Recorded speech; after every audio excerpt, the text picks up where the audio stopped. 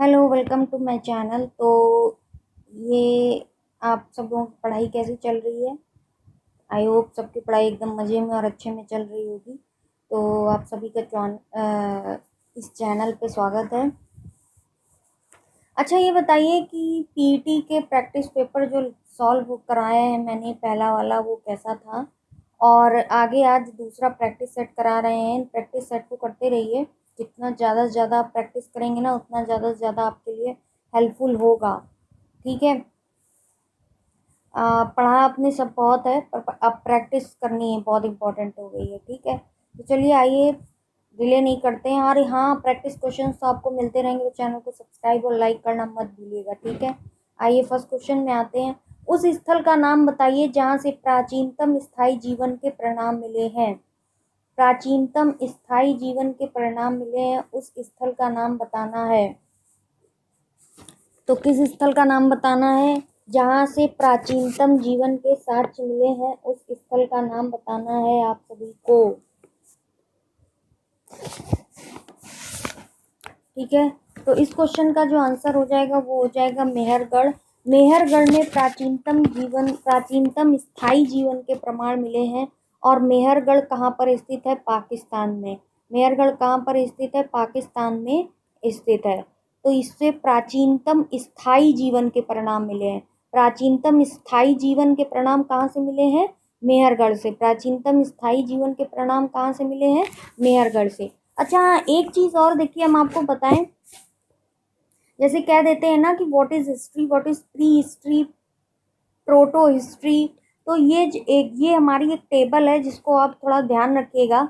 ये हमारा यहाँ लिख देते हैं हम प्री हिस्ट्री, और यहाँ लिख देते हैं प्रोटो हिस्ट्री। यहाँ लिख देते हैं प्रोटो हिस्ट्री। ठीक है, दूसरा कलर ले लेते हैं, इस पे कलर कम समझ आ रहा होगा आपको। प्रोटो हिस्ट्री, और यहाँ लिख देते हैं हम हिस्ट्री।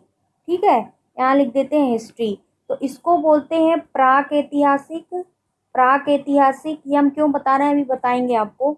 इसको बोलते हैं आद्य ऐतिहासिक। इसको क्या बोलते हैं? आद्य ऐतिहासिक, प्राक ऐतिहासिक। और इसको बोलते हैं ऐतिहासिक। इसको क्या बोलते हैं?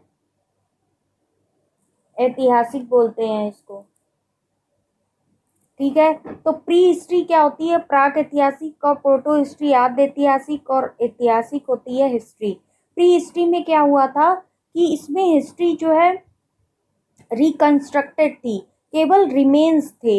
यानी कि जो चीजें, मतलब कि जैसे कि स्टोन मिल जाते थे, ठीक है, और मतलब पत्थर कई तरीके के मिल गए, टूल कई तरीके के मिल गए, पॉटरी कई तरीके की मिल जाती थी, तो वो प्री हिस्ट्री कहलाती थी। वो क्या कहलाती थी? Pre history. History is reconstructed on remains only. ठीक है, और वो रिमेन्स किसके होते थे? स्टोन के, टूल्स के, पॉटरी के रिमेन्स होते थे। उनको कहते थे क्या? उनको कहते थे प्री हिस्ट्री, प्राक ऐतिहासिक। अब बात आती प्रोटो हिस्ट्री में, आद्य ऐतिहासिक में। इसमें क्या होता था? रिटन एविडेंस जो थे, written evidence is available. Written evidence क्या थे? रिटन एविडेंस इज अवेलेबल थे, बट क्या थे? अभी तक उनको कोई भी रिटन एविडेंस अवेलेबल थे, बट अभी तक वो क्या नहीं हुए थे? डेसीफर नहीं हो पाए थे। यानी कि उनको कोई कोड डिकोड नहीं कर पाया था, उनको कोई पढ़ नहीं पाया था। But not yet deciphered. But not yet deciphered, यानी कि उनको अभी तक कोई भी डेसीफर नहीं कर पाया था। और इसका एग्जाम्पल है इंडस वैली सिविलाइजेशन। तो why am I reading this, because आ जाता है कभी कभी आपका कि जो सिंधु घाटी की सभ्यता है, सिंधु घाटी की सभ्यता है, वो किस हिस्ट्री से ली गई है? आद्य ऐतिहासिक से ली गई है। किससे ली गई है? आद्य ऐतिहासिक से, प्रोटो हिस्ट्री से। सिंधु कालीन सभ्यता प्रोटो हिस्ट्री से ली गई है, जिसमें कि रिटन एविडेंस अवेलेबल थे, बट क्या थे? वो डेसीफर नहीं थे, कोड डिकोड उनका नहीं हो पाया था। अब बात आती हिस्ट्री की। तो हिस्ट्री में क्या थे? रिटन एविडेंस अवेलेबल भी थे, और उनको कोडिंग भी की, यानी उनका डेसीफर भी किया जा चुका था।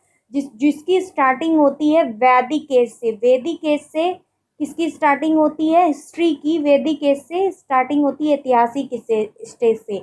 तो प्राक ऐतिहासिक, आद्य ऐतिहासिक और ऐतिहासिक, अब ये समझ आ गया होगा आपको। प्री हिस्ट्री, प्रोटो हिस्ट्री और हिस्ट्री, आई थिंक अब ये क्लियर हो गया होगा ठीक है, तो फिर से रिपीट कर दें, प्राक ऐतिहासिक में स्टोन टूल्स और पॉटरी ये सब रिमेन्स मिले थे, वो प्राक ऐतिहासिक होता है। जिसको हम लोग कह देते पुरा पाषाण काल, ये सब पुरा पाषाण काल, नवपाषाण काल, ये सब कब इसमें थे, प्री हिस्ट्री में, प्राक ऐतिहासिक। प्रोटो हिस्ट्री आदि ऐतिहासिक का एग्जाम्पल है इंडस वैली सिविलाइजेशन, सिंधु घाटी की सभ्यता, जिसमें written evidence is available but not yet deciphered, वो अभी तक डेसिफर नहीं किए जा गए थे। नेक्स्ट आता है लेवल हिस्ट्री टाइम पीरियड का, जिसमें written evidence is available and also deciphered, मतलब डेसिफर्ड किए जा चुके थे, and which can be read, right. तो इसका जो स्टार्टिंग होता है वैदिक एज से अभी तक जो है वो अभी तक चल रहा है। तो ये 3 हिस्ट्री हैं जिनको आप ध्यान रखिएगा, एग्जाम्पल के थ्रू पूछ सकता है किसमें पूछा गया है, that's why I am discussed it. Okay, चलिए मूव टू नेक्स्ट क्वेश्चन। इसका जो आंसर है मेहरगढ़। भीमबेटका किसके लिए प्रसिद्ध है? अब बताइए आप, भीमबेटका किसके लिए प्रसिद्ध है? गुफाओं के शैल चित्र, बौद्ध प्रतिमाएं, खनिज, सोन नदी का उद्गम स्थल। तो भीमबेटका जो प्रसिद्ध है वो प्रसिद्ध है गुफाओं के शैल चित्र के लिए प्रसिद्ध है। भीमबेटका है कहाँ पे? भीमबेटका महाराष्ट्र में है। कहाँ पे है? महाराष्ट्र में। नेक्स्ट आते हैं चंद्रहूणों। हम ये क्वेश्चंस बहुत जल्दी कराएंगे, हाँ जिसका थोड़ा बहुत एडिशनल इन्फॉर्मेशन होगी देंगे, नहीं तो टाइम जो है वो कवर अप नहीं हो पाता है, ठीक है। चंद्रहूणों के उत्खनन का निर्देशन किया था, चंद्रहूणों के उत्खनन का निर्देशन किसने किया था? J.H. मैके ने। ध्यान रखिएगा, J.H. मैके। मैके में चंद्रहूणों के उत्खनन का निर्देशन J.H. मैके ने किया था। नेक्स्ट क्वेश्चन, दिल्ली सल्तनत का कौन सा सुल्तान लाख बख्श के नाम से जाना जाता था? तो दिल्ली सल्तनत का कौन सा जो सुल्तान था लाख बख्श के नाम से जाना जाता था? कुतुबुद्दीन ऐबक जो था वो लाख बख्श के नाम से जाना जाता था।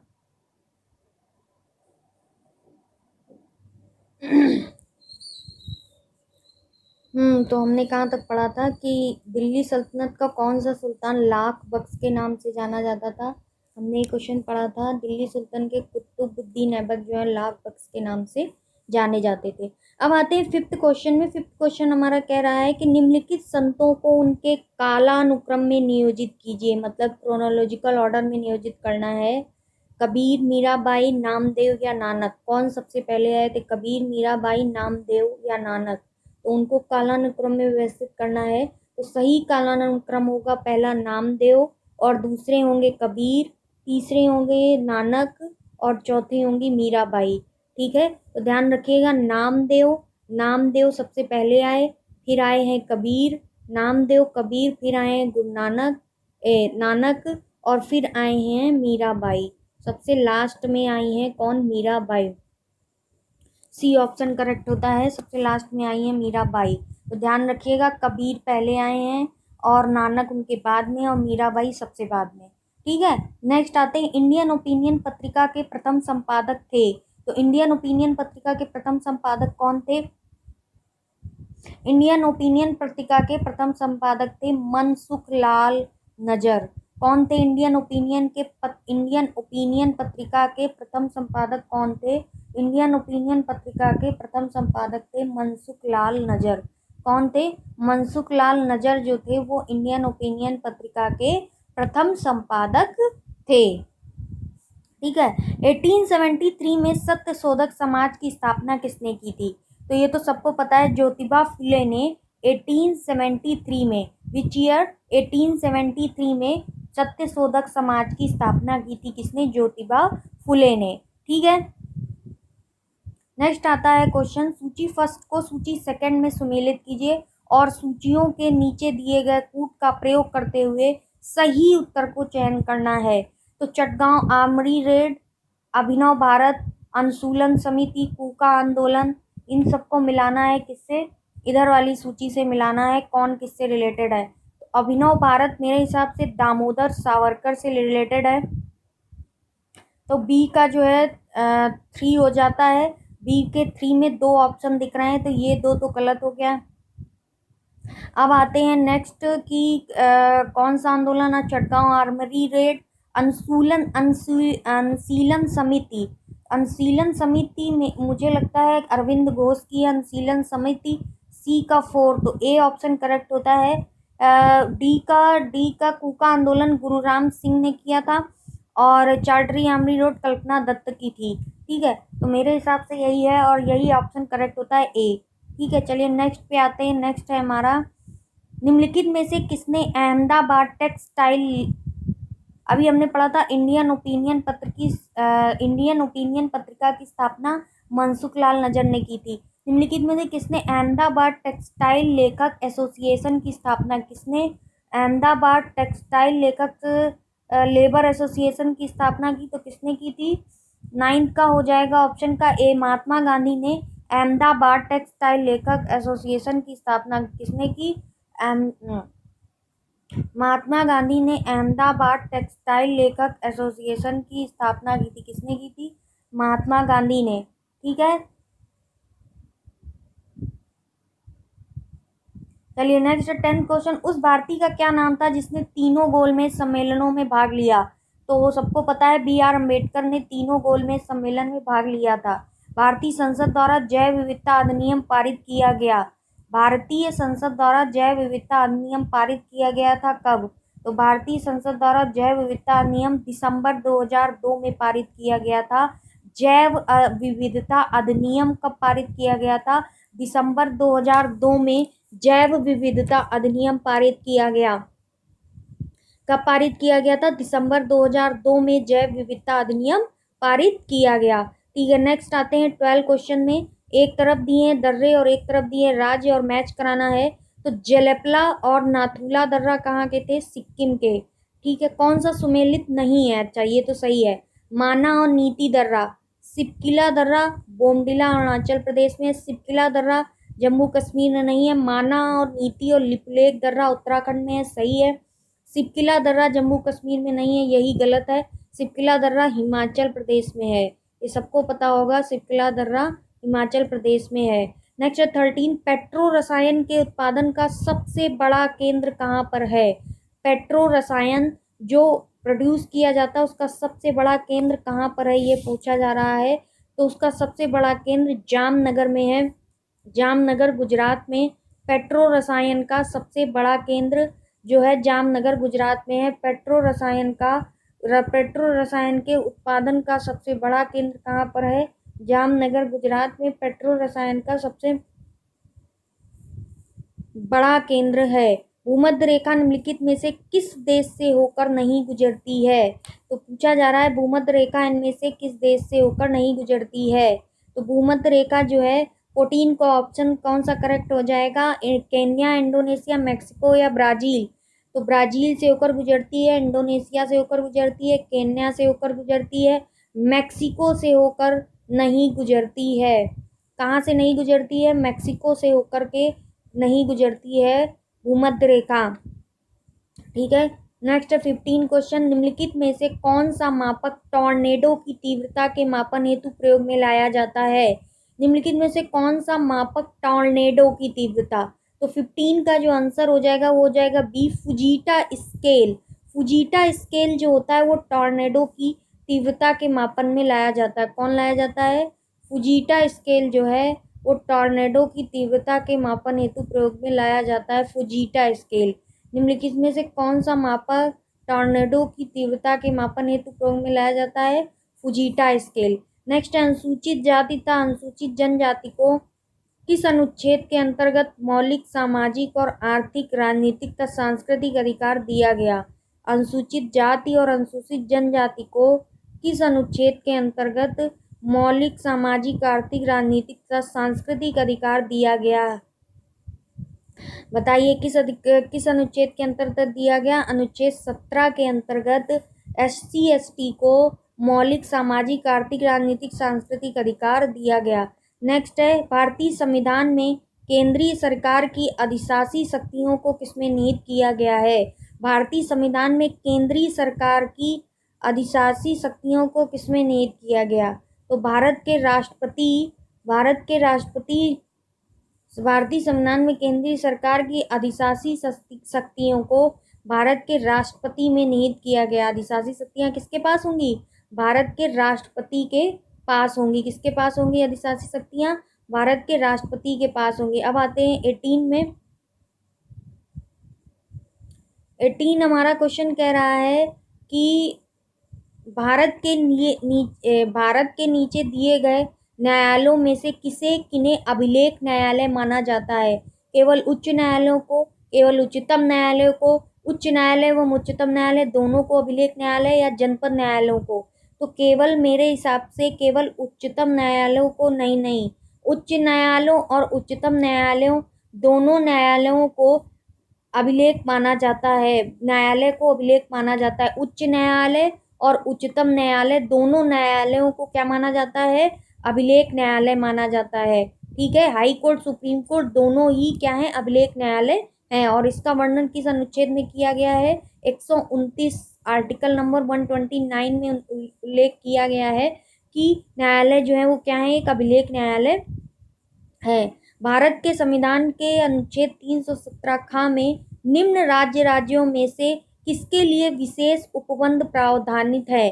किसके लिए विशेष उपबंध प्रावधानित है? असम के लिए विशेष उपबंध प्रावधानित है। 371 खा है, यहाँ 370 लिखा हुआ है, गलत प्रिंट हो गया है।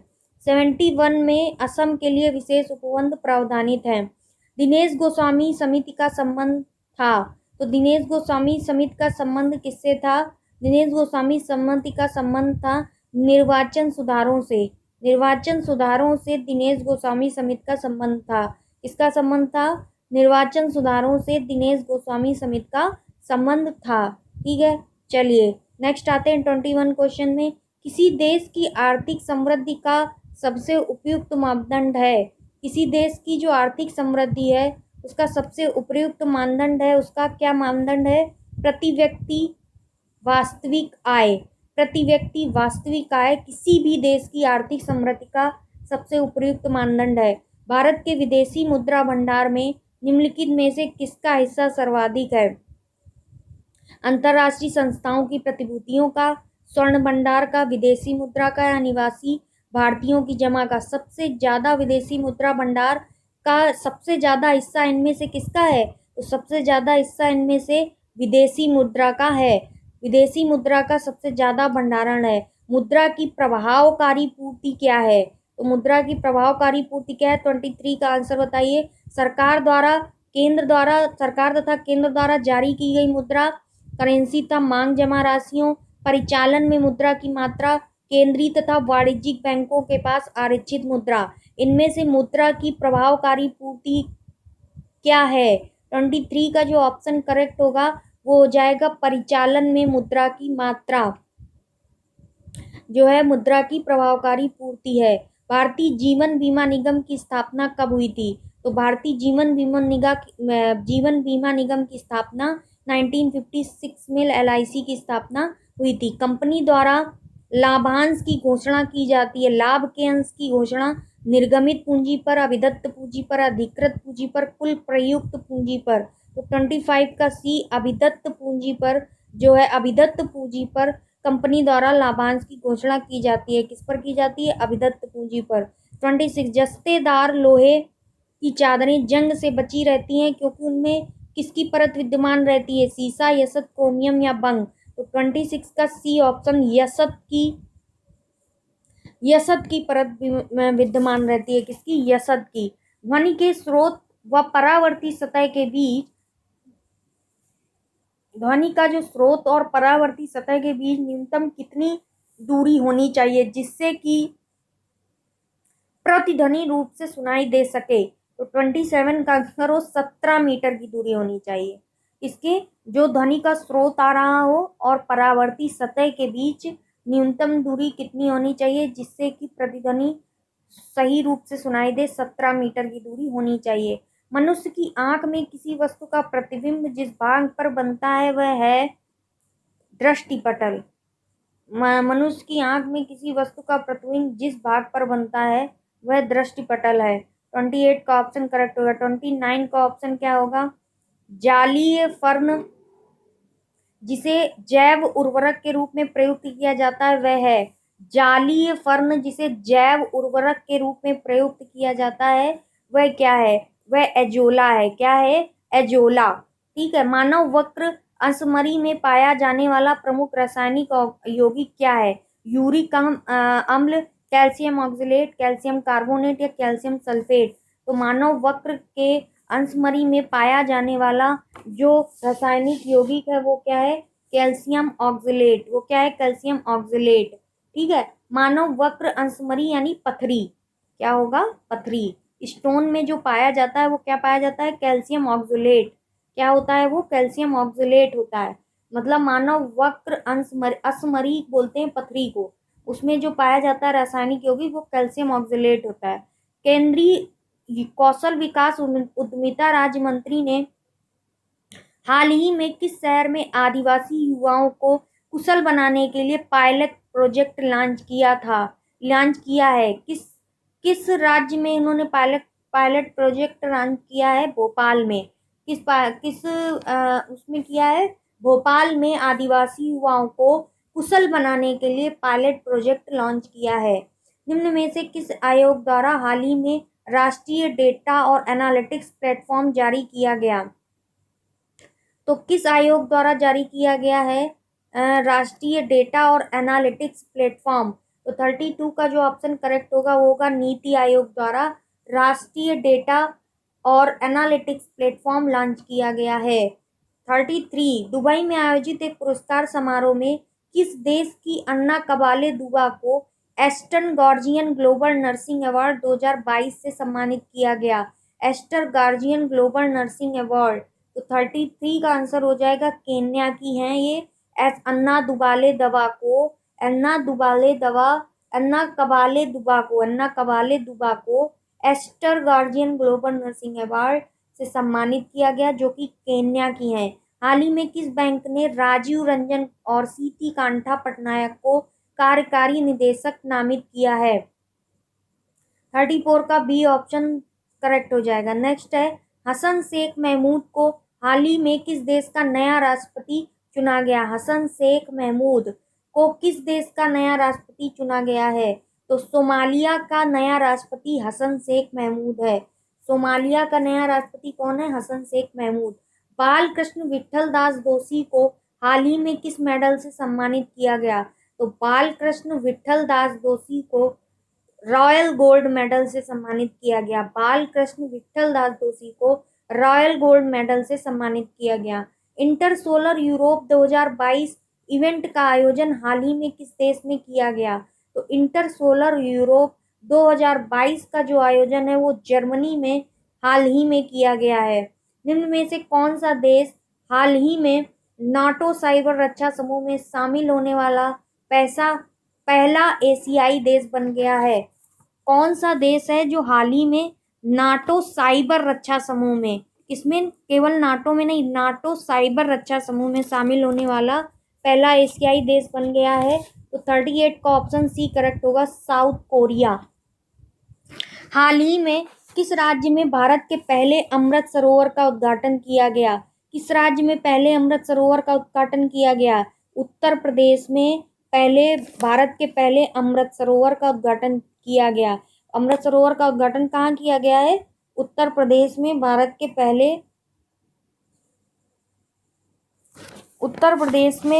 पहले अमृत सरोवर का उद्घाटन किया गया।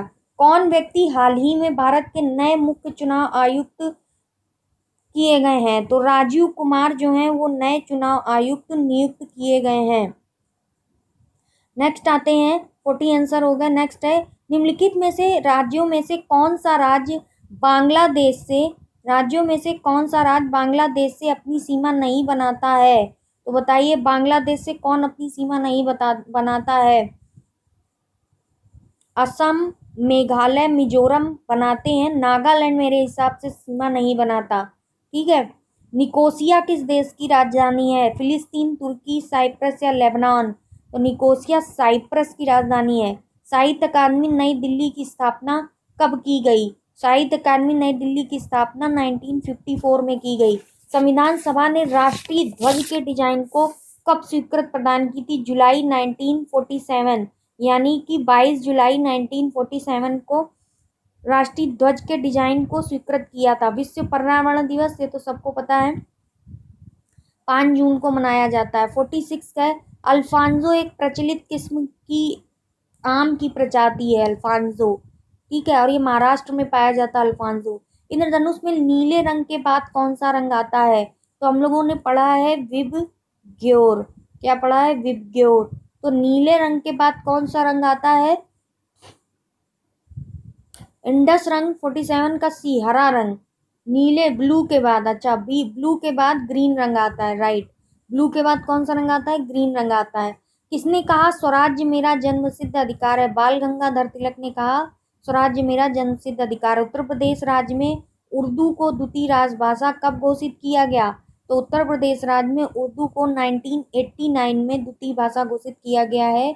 उर्दू भाषा को उत्तर प्रदेश में द्वितीय भाषा 1989 में घोषित किया गया। National gallery of modern art कहाँ स्थित है? National gallery of modern art कहाँ स्थित है? नई दिल्ली में। नई दिल्ली में स्थित है। निम्नलिखित में से कौन सा कमल का पर्यायवाची नहीं है? राजू, जलद, अमल, कुवलय, अम्बुज। तो मेरे हिसाब से जलद नहीं है। जलद किसका पर्यायवाची है? बादल का,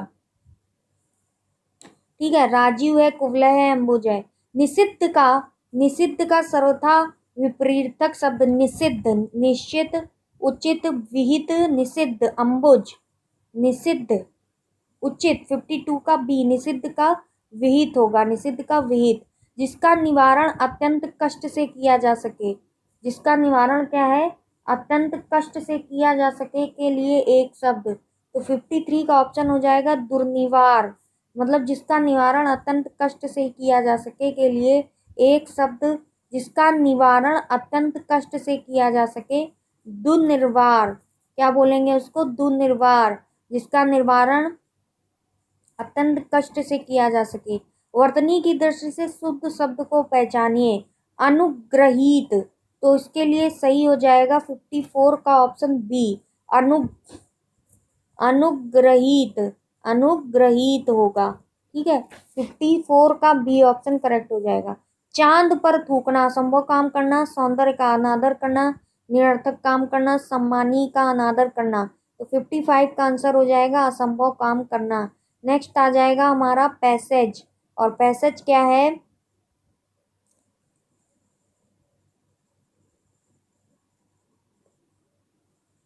पैसेज पढ़ के ऑप्शन उत्तर देने हैं। विचार विनिमय के लिए केवल मनुष्य को ही वाणी वरदान प्राप्त है। पशु पक्षी अपने भाव और विचार शारीरिक मुद्राओं और संकेतों द्वारा प्रकट करते हैं। संकेतों द्वारा प्रकट करते हैं। वाणी के अनेक रूप हैं जो भाषा या बोली कहलाते हैं। प्रत्येक सभी स्वतंत्र देशों की अपनी अपनी भाषाएं हैं। उनके साथ स्थानीय बोलियां भी हैं जो भाषा का ही प्रादेशिक रूप है। सबसे अधिक सुगम, सरल और स्वाभाविक भाषा मातृभाषा कहलाती है। यह बालक को जन्मजात संस्कार से मिलती है। अन्य भाषाएं अर्जित होती हैं, ठीक है। क्या कह रहा है कि उनके वाणी के अनेक रूप हैं जो भाषा या बोली कहलाती। प्रायः सभी स्वतंत्र देशों की अपनी अपनी भाषाएं हैं। उनके साथ स्थानीय बोलियां भी हैं जो भाषा का प्रादेशिक रूप है। सबसे अधिक सुगम, सरल और स्वाभाविक भाषा मातृभाषा है। यह बालक को जन्मजात संस्कार से मिलती है। अन्य भाषाएं अर्जित करनी पड़ती हैं जो अभ्यास द्वारा सीखी जाती हैं। अपने घर, परिवार, वर्ग, जाति, देश के मध्य विचार विनिमय के लिए सबसे सरल भाषा मातृभाषा ही है। अपने मातृभाषा द्वारा जितनी सहजता से भाव व्यक्त किया जा सकता है, वैसा सहज सामर्थ्य किसी अन्य भाषा विचार की सुविधा के लिए वैसा सहज सामर्थ्य किसी अर्जित भाषा में नहीं होता। राष्ट्र की एकता और पारस्परिक विचार विनिमय की सुविधा के लिए राष्ट्र की आवश्यकता में किसी को भी संदेह नहीं हो सकता। सभी राष्ट्र अपनी राष्ट्रभाषा को सम्मान देते हैं और व्यवहार में लाते हैं। स्वतंत्र भारत में भी यही हमें अपने राष्ट्र की भाषाओं को अपनाना चाहिए।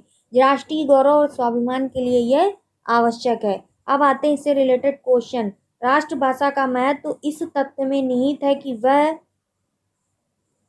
राष्ट्रभाषा का महत्व इस तथ्य में निहित है कि वह राष्ट्र को खंडित करने में सहायक होती है। राष्ट्रीय एकता की द्योतक है, राष्ट्रीय शक्तियों को दृढ़ करती है, जाति विकास में सहायक है। तो 56 का जो हमारा आंसर हो जाएगा, राष्ट्रभाषा का महत्व किस तत्व ने निहित है बताइए? राष्ट्र को खंडित करने में, राष्ट्रीय एकता में, राष्ट्रीय शक्तियों को, जाति विकास में। तो राष्ट्र की एकता 56 का बी, राष्ट्र की एकता की द्योतक है। कौन? राष्ट्रभाषा का महत्व। राष्ट्र का गौरव सुरक्षित रह सकता है भाषाई विवादों को प्रश्रय देने से, विदेशी भाषाओं को अपनाने से, स्वभाषाओं को ग्रहण करने से, राष्ट्रभाषा का विरोध करने से, स्वभाषाओं को ग्रहण करने से राष्ट्र का गौरव सुरक्षित रह सकता है। भाषा द्वारा भाव की अभिव्यक्ति करने में समर्थ होते हैं चहचहाते पक्षी, कलकल बहता पानी, वाणी का वरदान प्राप्त मनुष्य, विभिन्न प्रकार के पशु। तो 58 का जो आंसर हो जाएगा वो बी ऑप्शन करेक्ट हो जाएगा। मातृभाषा वह भाषा रूप है जो सर्वाधिक गृह, लचीला और स्वाभाविक है। कठोर, निरर्थक, दुरह मस्तिष्क का विकास अवरुद्ध करता है? नहीं, जो सर्वाधिक गृह, लचीला और स्वाभाविक है। मातृभाषा की हमें आवश्यकता होती है क्योंकि वह धनोपार्जन में सहायक होती है, भाव अभिव्यक्ति का सहज साधन होती है, शारीरिक मुद्राओं और संकेतों का दर्पण है, ज्ञान क्षेत्र का संकुचित करती है। तो मेरे हिसाब से ऑप्शन बी करेक्ट हो जाएगा, भाव अभिव्यक्ति का सहज साधन होती है। नेक्स्ट आ जाते हैं, यहाँ एक और पैसेज है कबीर का, कि कबीर ने समाज में रहकर समाज का बड़े ही समीप से निरीक्षण किया। अब इसमें जो ऑप्शन करेक्ट हो जाएगा 61 का सी ऑप्शन करेक्ट हो जाएगा। कबीर के सामने, इसको जो है ना पढ़िएगा, कबीर के सामने कोई टिक नहीं पाता था क्योंकि कबीर का व्यक्तित्व बहुत ऊंचा था। कबीर ने विरोध किया आचरणहीन ढोणियों का, शोषक और दलितों का, सांप्रदायिक सामंजस्य का, शोषितों और पीड़ितों का, शोषकों और दलितों। 62 का आंसर हो जाएगा ये, आचरणहीन ढोंगियों का।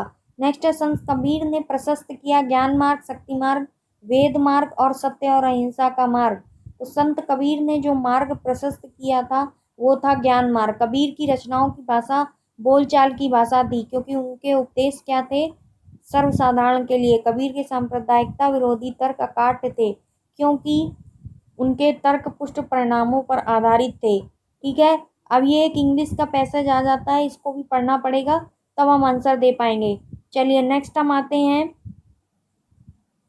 69 क्वेश्चन हो गए हमारे। 70 क्वेश्चन में मैथ अब स्टार्ट हो जाती है। 70 क्वेश्चन में देखते हैं क्या है, choose the word which is opposite in the meaning to venerate. तो वेनरेट माने होता है, अपोजिट होता है कंडेम यानी निंदा करना। वेनरेट का मतलब होता है, प्रश्नानुसार वेनरेट का जो अपोजिट होगा कंडेम्ड। ठीक है, चलिए तो ये क्वेश्चन हो गए। अब आती है मैथ।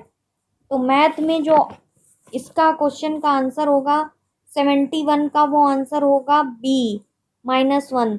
72 का जो आंसर होगा, आंसर क्या होगा 72 का? ए।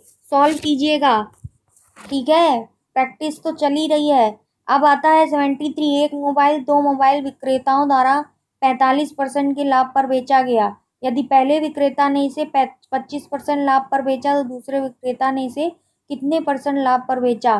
तो माना मोबाइल का जो सीपी था हमने मान लिया 100 रुपये, दोनों विक्रेताओं का टोटल जो एसपी होगा वो क्या होगा 145, और पहले विक्रेता का जो एसपी है वो है 125। ठीक है, तो 145 माइनस 125 अपॉन 125 इंटू 100, तो आंसर हमारा जो आ जाएगा 16%। ठीक है, ऐसे सॉल्व हो जाएगा। 74 का क्वेश्चन है, ए बी और सी ने 4480 की लागत वाला एक कार्य पूर्ण किया। ए ने 4 दिन कार्य किया, बी ने 6 दिन, सी ने 8 दिन कार्य किया। यदि उनका दैनिक वेतन 5, 6, 7 के रेशियो में अनुपात में है तो ए को कितनी धनराशि मिली? ठीक है, हमने क्या कर दिया, ए बी और सी इन तीनों को जो रेशियो और जो इन्होंने काम किया जितने जितने दिन उससे उनके रेशियो से मल्टीप्लाई कर दिया। ठीक है, तो क्या आ गया 20, 36, 56। ठीक है, अब इसको शॉर्ट किया तो क्या हो गया 5, 9 और 14, ये हमारा आ गया। अब इनको हमें पूछा किसका है, ए की धनराशि पूछी है। ए का क्या है 5 रेशियो, ठीक है। और टोटल रेशियो कितना हो गया 28। तो 4480 इंटू 5, इसको सॉल्व करेंगे तो आ जाएगा हमारा क्या 800। तो डी ऑप्शन हमारा करेक्ट हो जाता है। नेक्स्ट है 75, यदि ए का 20%, बी का 0.3%, सी का 2.5 है तो ए बी सी किसके समतुल्य है। तो ए इंटू 20/100, ठीक है। बी का क्या है, बी इंटू 35/100 और is equal to C into 22/5, ठीक है। ये हो गया, ये हो गया ए इंटू 1/5 और ये हो गया बी इज इक्वल टू 7/20 और ये हो गया सी इंटू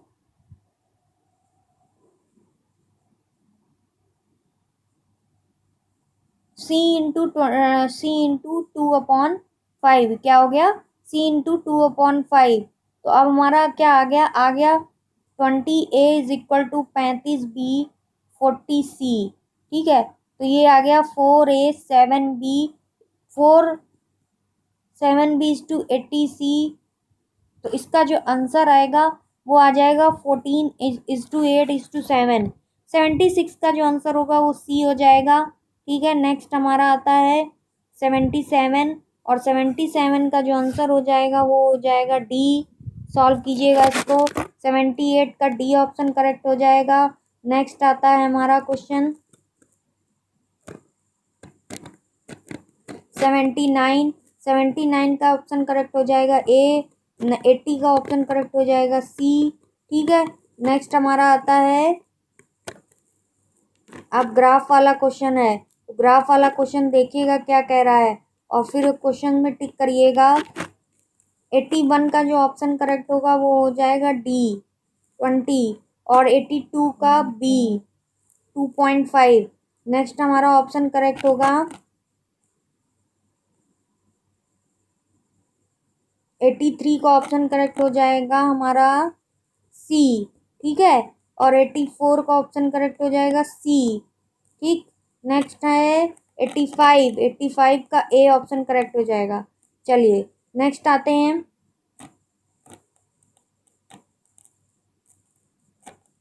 नेक्स्ट आते हैं 86। तो 86 का ऑप्शन करेक्ट होता है ए, 86 का ए ऑप्शन। 87 का बी, 88 का ऑप्शन करेक्ट होगा सी, 89 का ऑप्शन जो करेक्ट होगा वो हो जाएगा ए, 90 का ऑप्शन जो करेक्ट होगा सी और इसके बाद 95 का बी, 96 का ए, 97 का ए, 98 का ऑप्शन बी करेक्ट हो जाएगा और 99 का बी, 99 का बी ऑप्शन करेक्ट होगा और 99 का हो जाएगा 100 का हो जाएगा बी। तो ये पूरा हो गया आज एक प्रैक्टिस सेट फॉर क्वेश्चंस का। चलिए थैंक यू सो मच, इसको पढ़ते रहिए और चैनल को सब्सक्राइब करते रहिए। Thank you.